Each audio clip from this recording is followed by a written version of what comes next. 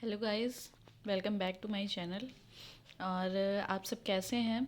इस समय सर्दियां बहुत ज़्यादा पड़ रही हैं और मेरी तरह आप लोग भी काफ़ी डिफ़िकल्टी फील कर रहे होंगे पढ़ाई में। जनवरी तक कैलेंडर में भी पॉसिबल है कि आ जाए। लास्ट ईयर तो 1 जनवरी को ही आ गया था। तो यूपीपीसीएस एग्ज़ाम की डेट हमें पता चल जाएगी कि एग्ज़ाम कब से होगा प्रीलिम्स का। तो पॉसिबल है कि एग्ज़ाम प्रीलिम्स का 2026 का एग्ज़ाम मई या जून से स्टार्ट हो सकता है। वो तो कैलेंडर में पता चल जाएगा। तो आज की वीडियो में हम बेसिकली बात करेंगे कि साइंस के सोर्सेज आप कहाँ से पढ़ें और कौन कौन सी बुक लिस्ट साइंस के लिए इंपॉर्टेंट है यूपीपीसीएस प्रीलिम्स 2026 के लिए जो लोग टारगेट कर रहे हैं उनके लिए। तो आज के वीडियो में हम बात करें, तो आइए देखते हैं कि आज के वीडियो में क्या क्या इंपॉर्टेंट है। तो सबसे पहले हम बात करेंगे क्वेश्चन कहाँ से आते हैं। तो क्वेश्चन बेसिकली अगर आप देखें तो इस साइंस में 3 पोर्शन होते हैं। एक है फिजिक्स, सेकंड है केमिस्ट्री एंड थर्ड है बायो। जिसमें से आप ऑल ओवर टोटल देखेंगे तो 25 to 27 का एवरेज रहता है जिसे क्वेश्चन साइंस में जो आते हैं। साइंस से काफ़ी अच्छे क्वेश्चंस आते हैं। हिस्ट्री ज्योग्राफी के बाद थर्ड नंबर पे आप देख सकते हैं कि साइंस से बहुत ज़्यादा क्वेश्चंस पूछते हैं। तो साइंस में फिजिक्स से 5-6 क्वेश्चन का एवरेज लेके चल सकते हैं। उसके बाद केमिस्ट्री में भी सेम ही है कि 5 to 6 क्वेश्चंस पूछता है। सबसे ज़्यादा क्वेश्चन जो है बायोलॉजी से रहते हैं। 30 to 14 क्वेश्चन भी हो सकते हैं या इससे ज़्यादा भी क्वेश्चन हो सकते हैं। तो जो एक मेजर पोर्शन होता है वो बायोलॉजी का है। तो अगर आप बायोलॉजी तैयार कर लें अच्छे से तो आप ज़्यादा से ज़्यादा साइंस के क्वेश्चन सही कर सकते हैं। तो बहुत रेयर है कि बहुत फिजिक्स और केमिस्ट्री से ज़्यादा क्वेश्चन पेपर में आए। ज़्यादातर क्वेश्चन बायोलॉजी से ही होते हैं। तो देखते हैं कि क्या क्या सोर्सेज हमें इसके लिए पढ़ना चाहिए। तो पहला और सबसे इम्पॉर्टेंट सोर्स आपका घटना चक्र है। घटना चक्र इसलिए सबसे इम्पॉर्टेंट है बिकॉज सबसे ज़्यादा क्वेश्चन जो पूछे जाते हैं वो प्रीवियस ईयर क्वेश्चन ही रिपीट होते हैं। साइंस में आपको बहुत ज़्यादा करने की ज़रूरत नहीं है यूपीपीसीएस के लिए, क्योंकि यूपीएससी में तो आपको एनसीईआरटी पढ़ने की ज़रूरत पड़ेगी, लेकिन यूपीपीसीएस में आपके लिए घटना चक्र सफिशिएंट है। इवन आप लूसेंट की लिस्टिंग को साथ में पढ़ते हुए घटना चक्र अगर पढ़ते हैं, इससे आपका पूरा प्रिपेयर हो जाएगा। तो घटना चक्र में भी आपको लास्ट टाइम पे जो इम्पॉर्टेंट पोर्शन है उनको, जो इम्पोर्टेंट टॉपिक्स हैं उनको पढ़ लेना है। आप इसके शॉर्ट नोट भी बना सकते हैं, अभी तो टाइम है तो आप घटना चक्र की शॉर्ट नोट भी बना सकते हैं। तो इसमें जो भी इम्पॉर्टेंट पोर्शन है वो आप एग्ज़ाम टाइम पे उसको ज़रूर पढ़ के जाएं। और बाकी सारी घटना चक्र पूरी इम्पॉर्टेंट है। प्रीवियस ईयर क्वेश्चन ही हर बार एग्ज़ाम में रिपीट करके पूछता है। ये सारे क्वेश्चन ही रिपीट होकर के आते हैं एग्ज़ाम में। स्टार्टिंग में जो इसकी स्टडी समरीज दी हुई है, जो स्टडी मटेरियल दिया हुआ है, जैसे सपोज दैट ऑप्टिक्स का है तो इसमें जो भी दिया है इसको आप खूब अच्छे से पढ़ लेंगे तो ये इससे जो भी अगर कोई क्वेश्चन नया भी बनता है तो वो भी सही हो जाता है। हालांकि सारे क्वेश्चन रिपीटेड ही आते हैं जो भी प्रीवियस ईयर है, तो आपको इसको बहुत अच्छे से प्रिपेयर कर लेना है। आप इस तरह से घटना चक्र में कट करके जो याद होता जाए उसको कट करते जाइए और जो नहीं याद है उसको स्टार्ट करते जाइए।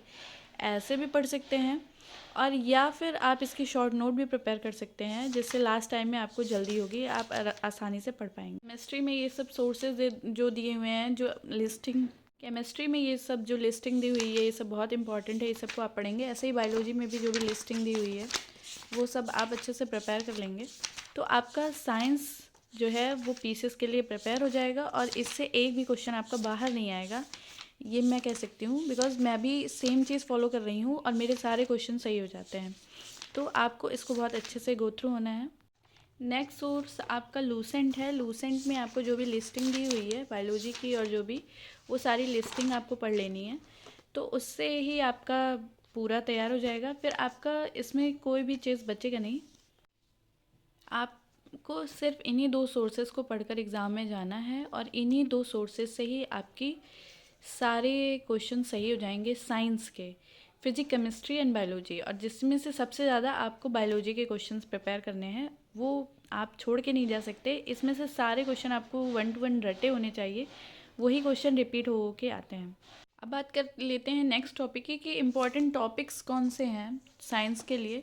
तो अगर आप फिजिक्स में देखें तो आपके मेजरमेंट यूनिट तो लगभग सबको याद ही रहते हैं। मेजरमेंट यूनिट, मैकेनिक्स और optics, heat and thermodynamics, sound, electric current, ये आपके सबसे इंपॉर्टेंट है। और इसके अलावा साइंटिस्ट एंड इन्वेंशंस और मिसलेनियस, ये आपके सबसे ज़्यादा इंपॉर्टेंट हैं फिजिक्स के लिए। आप सिर्फ इन्हें ही करके जा सकते हैं तो भी आपके मैक्सिमम क्वेश्चन सही हो जाएंगे।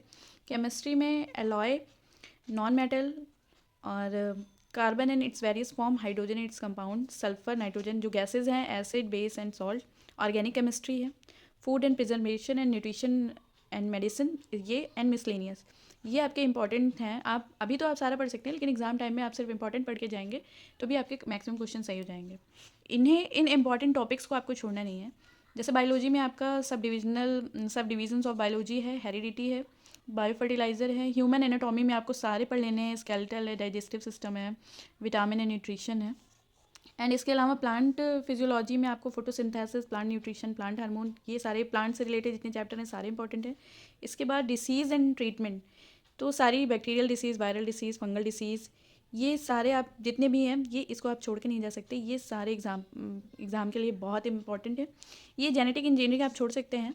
मिसलेनियस इसमें इंपॉर्टेंट है, मिसलेनियस तो आपको सब में पढ़ के ही जाना है। तो ये इसमें भी आप डिफेंस एंड टेक्नोलॉजी छोड़ सकते हैं, स्पेस छोड़ सकते हैं, कंप्यूटर के क्वेश्चन छोड़ सकते हैं। तो ये इससे आपके बहुत ज़्यादा क्वेश्चन नहीं आते हैं। इसी वीडियो में हम बात कर लेते हैं कि इन्वायरमेंट के लिए कौन कौन से पोर्शन इंपॉर्टेंट है, या इन्वायरमेंट के लिए कौन कौन से टॉपिक इंपॉर्टेंट है, कौन से सोर्सेज ज़रूरी हैं। तो साइंस और इन्वायरमेंट हम लोग साथ में ही पढ़ते हैं, तो इसमें बहुत सारी चीज़ें सेम है। इन्वायरमेंट के लिए आपको, मुझे नहीं लगता कि पीसीएस के लिए किसी बुक को पढ़ने की ज़रूरत है। बहुत से लोग शंकर आईएएस की पढ़ते हैं, मगर वो यूपीएससी के लिए ज़्यादा इंपॉर्टेंट है, वो बहुत ज़्यादा लेंदी है, वो इतना नहीं है। इन्वायरमेंट के क्वेश्चन इसमें बहुत सिंपल से आते हैं, और मोस्टली क्वेश्चन जो होते हैं वो पुराने ही क्वेश्चंस को रिपीट करते हैं। कई हर बार एग्ज़ाम में आप देखेंगे वही सारे सेम क्वेश्चंस जो होते हैं वो रिपीट होके पूछे जाते हैं। तो अगर आप घटना चक्र प्रिपेयर कर रहे हैं, घटना चक्र आप पढ़ लेते हैं इन्वायरमेंट की, तो इससे ही आपका सारा प्रिपेयर हो जाएगा, एक भी क्वेश्चन एक्स्ट्रा एग्ज़ाम में नहीं आता है। घटना चक्र पढ़ने का भी एक डिफरेंट तरीका होता है एक्चुअली।